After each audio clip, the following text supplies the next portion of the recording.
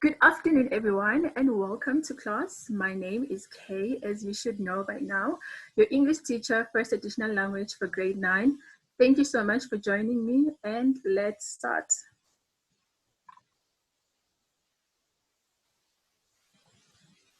Right, so today we are doing translation and interpretation of messages, okay?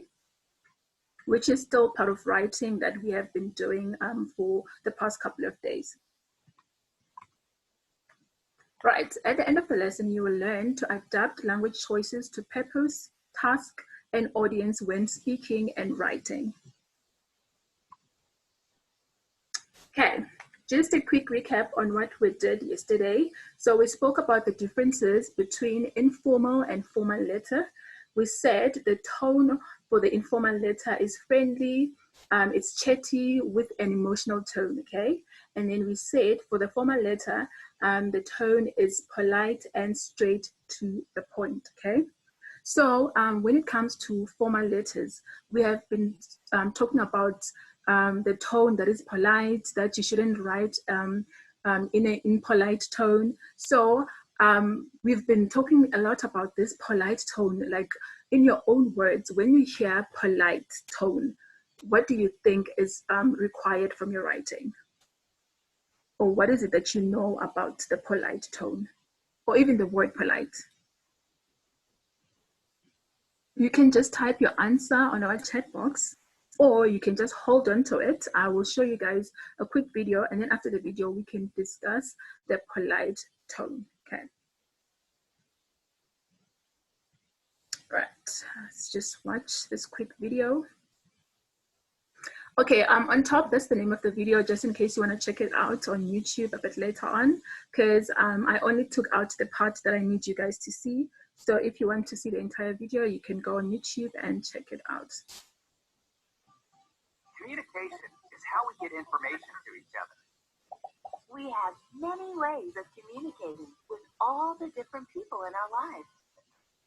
Depending on who you're communicating with, there are appropriate and, well, not so appropriate ways to communicate. Different forms of communication can make a big impact on your message. How you communicate influences the way people imagine you, especially if it's someone who doesn't know you. Knowing the right way to communicate can open a lot of doors, but it takes practice. Casual or informal communication styles are fine when dealing with family, friends, and other familiar people. Texting abbreviations, emojis, and being silly are great for giving your friends a laugh. But when delivering serious information, it's best to use complete sentences, good manners, and clarity. Use a well-written letter or email, and if possible, a face-to-face meeting.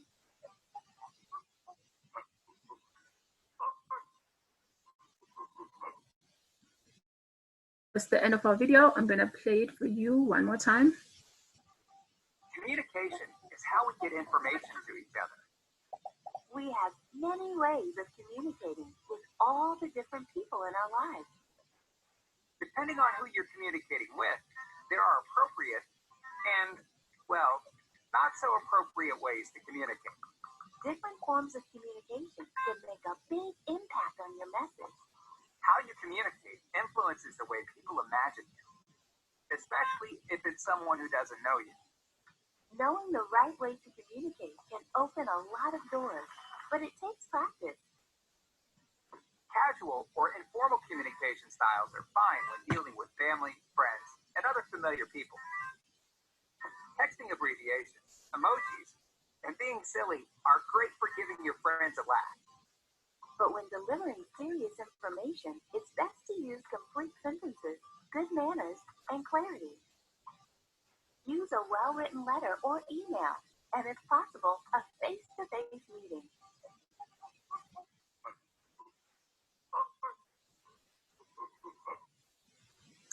Right, guys. So you saw the video.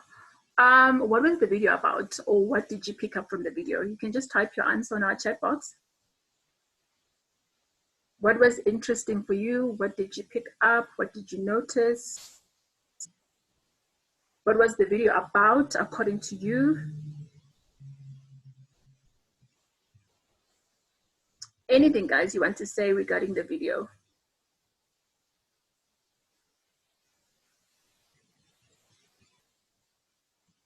What did you guys pick up from the video? Okay, Sisha is saying it is about how people communicate. Yes, there are different ways to talk to different people and how you should talk to people. That is very correct, Peter. Okay, writing formally, that's good as well. Okay, now that you watched the video and you listened to what was being said, when can we use formal communication?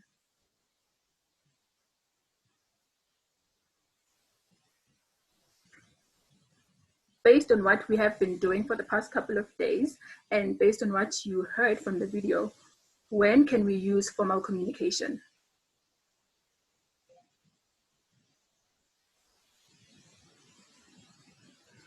It's in front of you guys.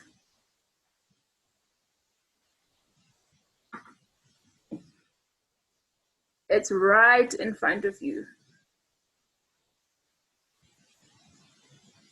All right, while you guys think about that, let's move on to my first question that I asked you guys. I said,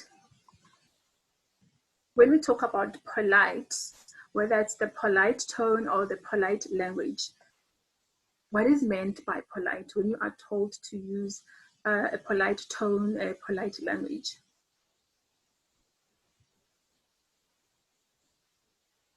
Polite tone, polite language. Remember, for your homework as well that I gave you guys, I said that your letter has to be formal and your tone has to be polite and straight to the point.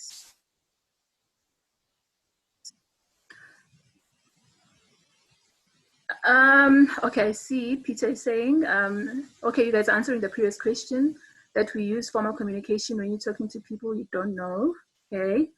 You can use formal communication to communicate with people you do not know when applying for a job. Okay, well done, guys. Right, so let's go back to polite. When you are told to use a polite tone for your formal letters, what is meant by that?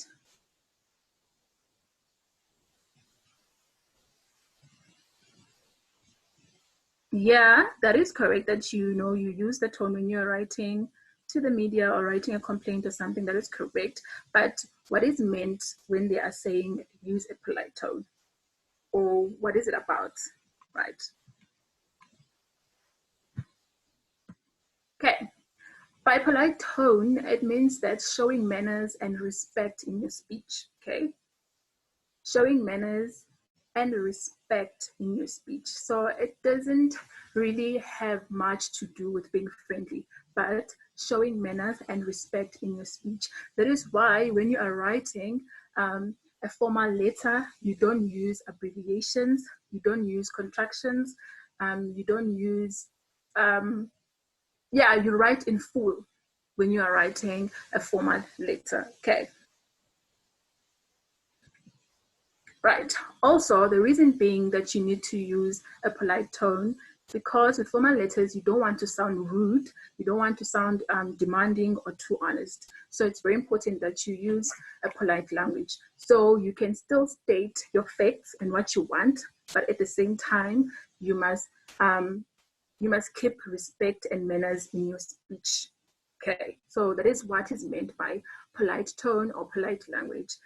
Making sure that you're showing manners and respect in your speech, but at the same time, you are still stating what you want to say.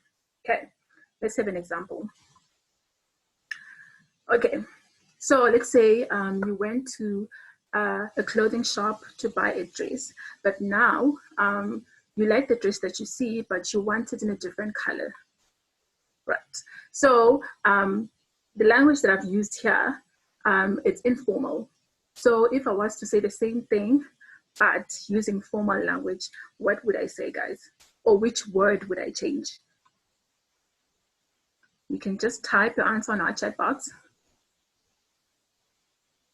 So currently you are saying, I want the same dress in a different color. But if you were using formal language, what would you say? Is there anyone who would like to try?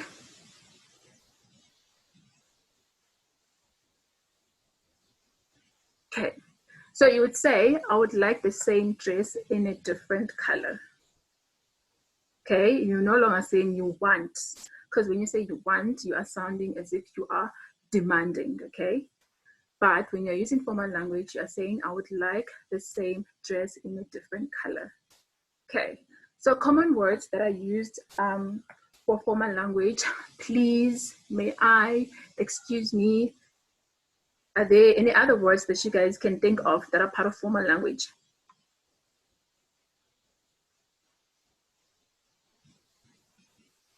Any words that you can think of that are part of formal language?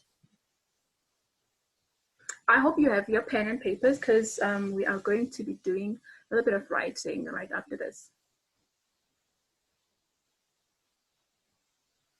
Okay, so you guys don't have any words that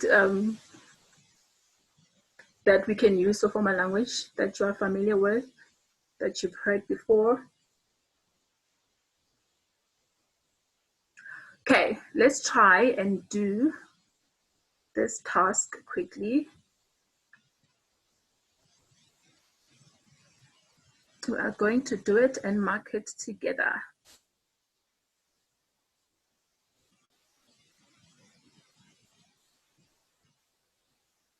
Okay, I hope you guys are ready. You have your pen and paper. We're gonna do part A. In fact, this is supposed to be section A, not part A. Right. So we're going to do section A together, and then we are going to move on to section B, and then we are going to mark everything together. Okay. So by the time I finish reading the questions, you should be done with section A as well.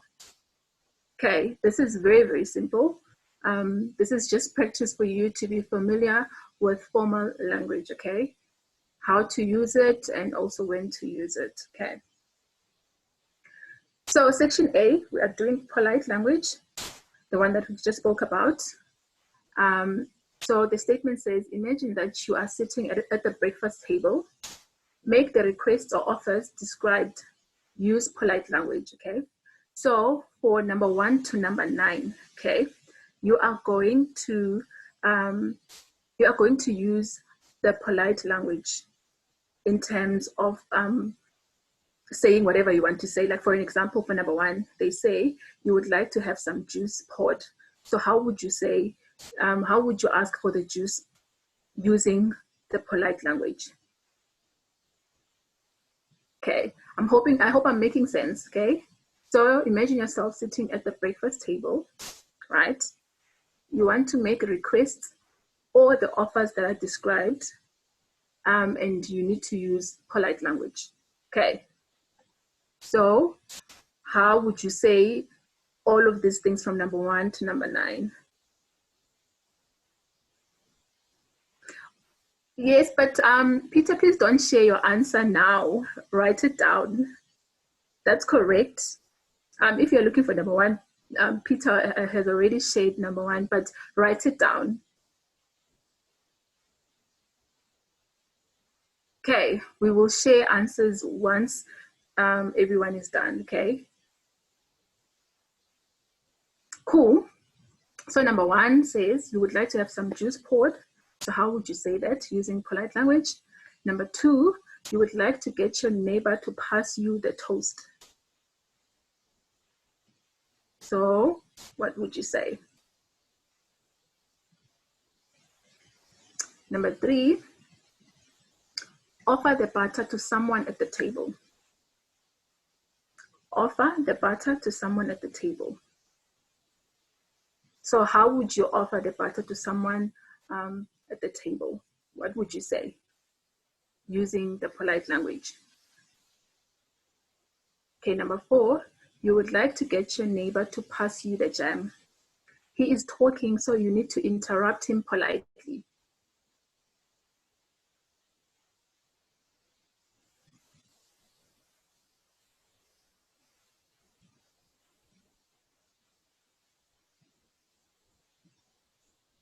Okay, number 5. You want to explain that the jam tastes good. You want to explain that the jam tastes good. Guys, please write your answers down. I don't want anyone typing yet. You'll get the chance to type your answers. For now, please write them down and keep them to yourself. Okay, number 6, you can't see the salt anyway. Can't see the salt anyway. Number 7, the teaspoon is in front of you. Offer to pour some tea for someone sitting opposite you. So how would you say that? How would you offer? Using the polite language. You have poured some tea for someone. Ask if you can add milk. Finally, you have finished your meal and want to leave the table, but others are still eating. Ask politely if you may do so.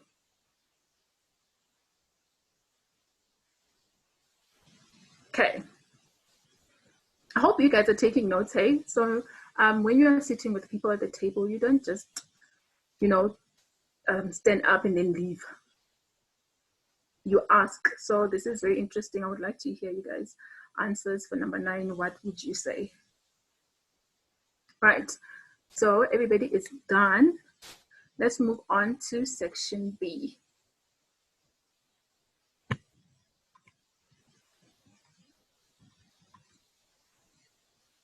Okay. So section B is also in line with everything that we have been doing this week. We've been talking about paragraphs, your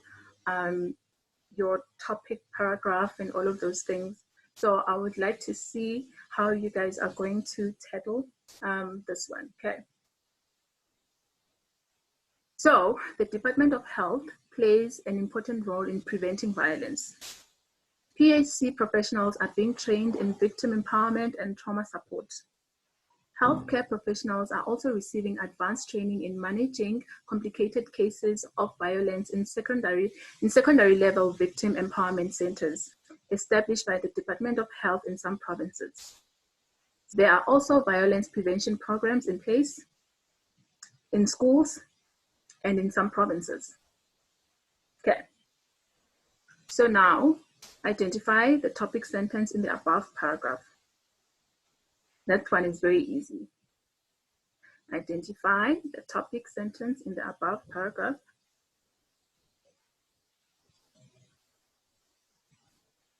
In your own words, describe how the Department of Health is training professionals to address violence.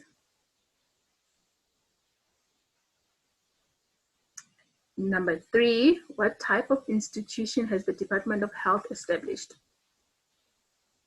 Okay, guys, everything is in front of you, right? The passage that I've just read, your answers are there.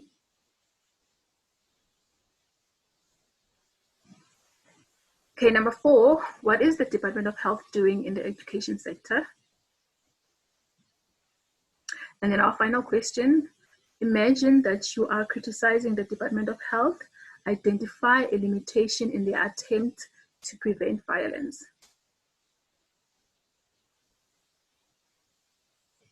Okay. Is everyone finished?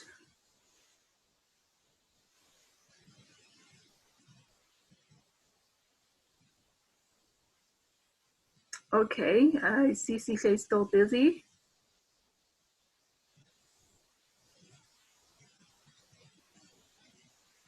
Okay, guys, you need to get used to such things. When it comes to your exams, you are going to be doing a lot of reading and writing. You will have to read a lot of passages. You will do comprehension a whole lot.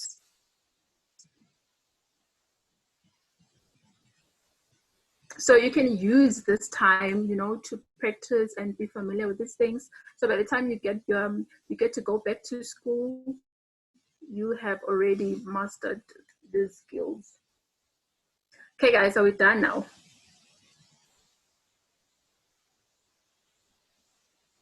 I need to move on.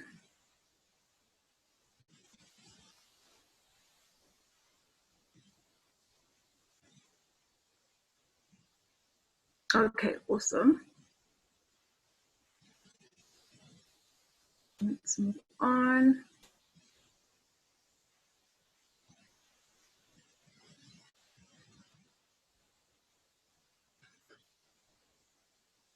Right, let's mark ourselves, okay?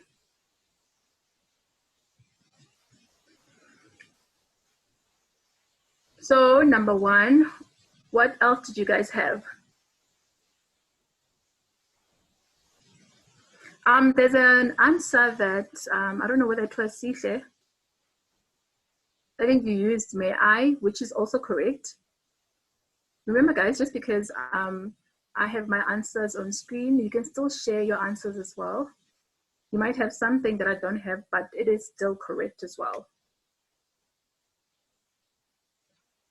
Okay, so we said, please pour some juice for me. And then for number two, you would like to get your neighbor to pass you the toast. So you say, please pass me the toast. You offer the butter to someone at the table. Would you like some butter? Okay. You would like to get your neighbor to pass you the jam. He is talking, so you need to interrupt him politely. You say, excuse me, I wonder if you could pass me the jam, or excuse me, could you pass me the jam, please? Do you guys have the same answers or something else?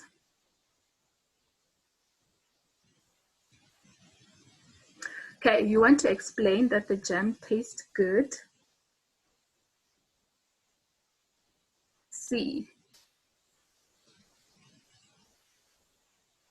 Yeah, that is correct as well, Peter. Sorry to interrupt. May you please pass me the jam? That's correct. Right, you can see, oh yes, you want to explain that the jam tastes good. So you say the jam tastes good. It is delicious. It is fruity. What else do you guys have?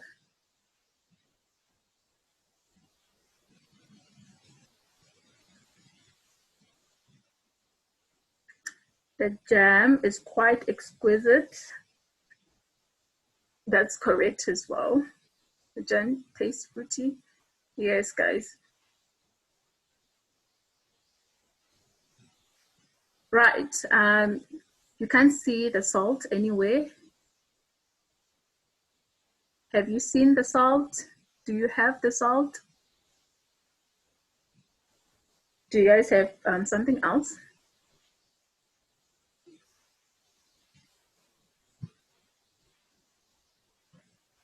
Yes, is there salt at the table? That's correct as well. There's something different. Do you have another answer? Okay. Let's see.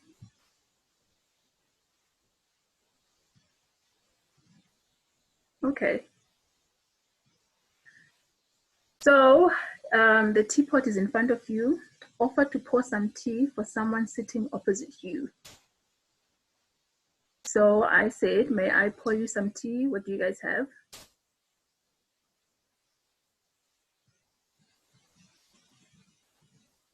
Would you like some tea? Yes, that's correct as well. Okay, I see that you guys are doing very well with the polite language. Same thing with milk.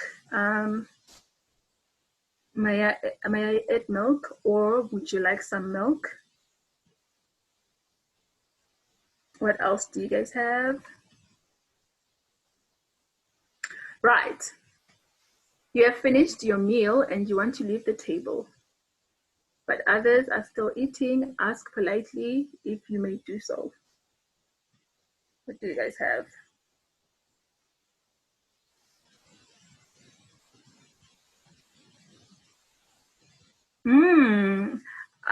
These are interesting answers.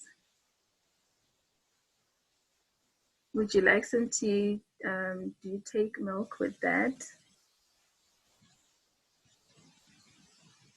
I think, Peter, you meant that, may I please be excused?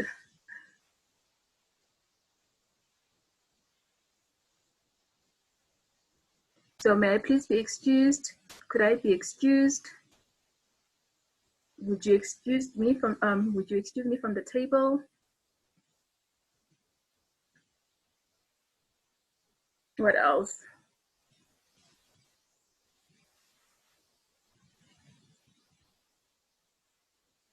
Excuse me, can I please lift the table?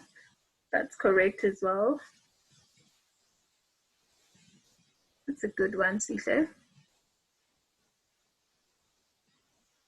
Okay, guys, so as long as you remember that when we are talking about polite language or a polite tone, when it comes to writing your formal letters, we are talking about showing manners and respect.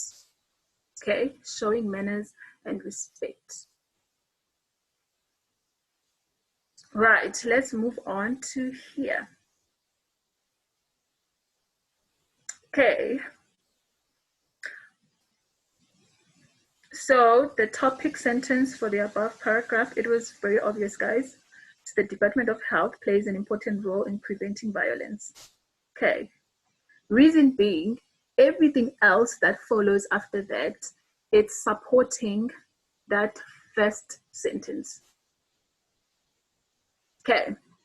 I'm hoping that everybody got that one correct, okay? Because we have been talking about this, about the introduction and how everything else, it's just supporting what is mentioned in the introduction. So whatever it's in your body when you are writing your letter, whether it's an essay, in the middle you are writing your reasons, you are justifying whatever it is that is mentioned in the introduction. So same thing here. The first sentence, what is said in the first sentence, everything else that follows, it's supporting what is said from the first sentence, okay? So, move on.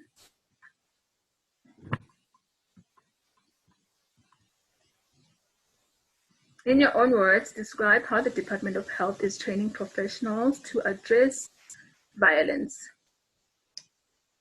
Okay, so the Department of Health is training professionals to make victims of violence stronger, to support people who have suffered from violence attacks, and to manage difficult cases of violence. What do you guys have? Be honest, guys, when you are marking yourself. And make sure that you do corrections and you check where you went wrong. Okay, what type of institution has the Department of Health established? Okay, it's the victim empowerment centers. Okay, fourth question, what is the Department of Health doing in the education sector? Everything that I'm saying, it's there on this passage that we have just read, okay? Right, now I would like you to share the final answer. Imagine that you are criticizing the Department of Health. Identify a limitation in their attempts to prevent violence. So what would you guys say responding to number 5?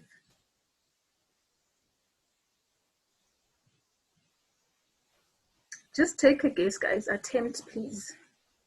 Just think of yourself writing an exam. Would you skip this question knowing that it has 2 marks and the answer it's in the passage?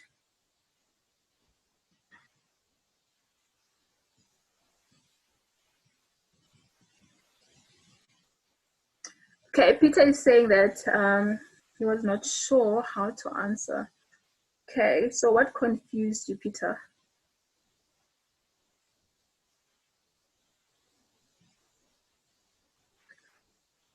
What was confusing for you? Because, okay, the question says, imagine that you are criticizing the Department of Health.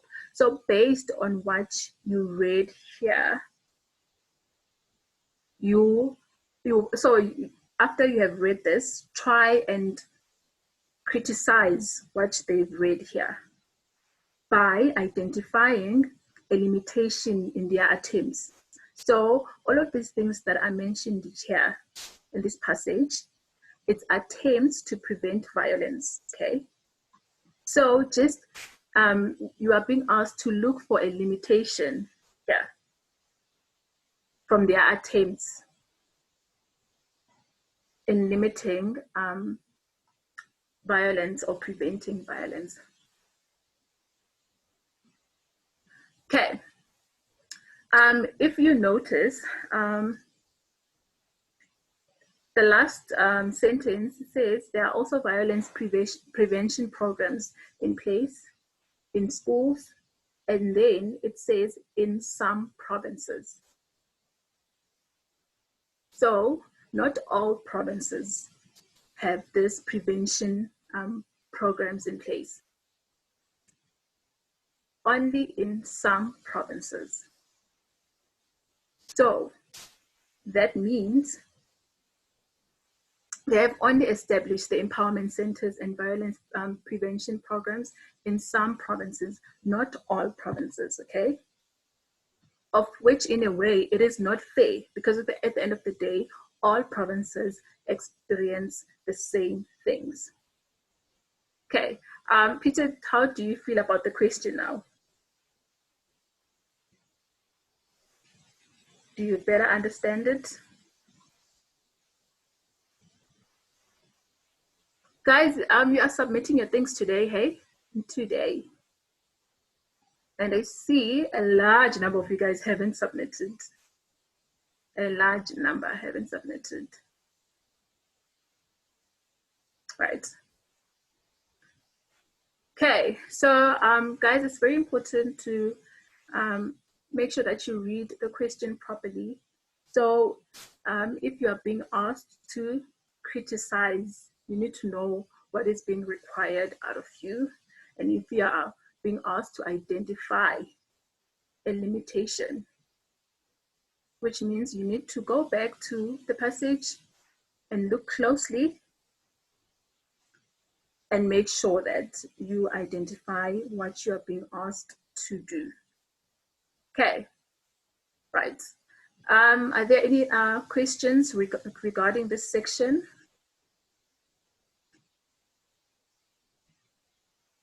Any questions?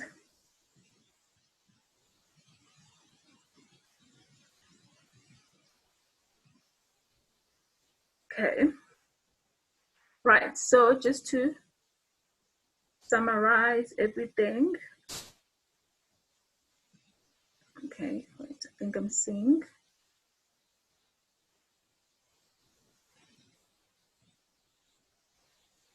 All right, okay. So are you guys clear and are you guys comfortable with the polite language?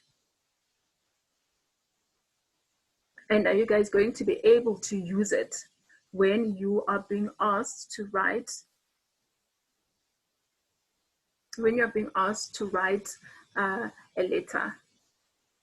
Whether it's the letter to the media, letter of complaint, letter to the editor, you must make sure that you are using full-on sentences, you are using full words, you are not abbreviating anything. This is very simple. Basically what this is saying is that the language that you use every day with your friends and family, it's not the same language that you use when you are writing your applications, when you are writing the letter of complaint, when you are applying for bursaries and other things, okay?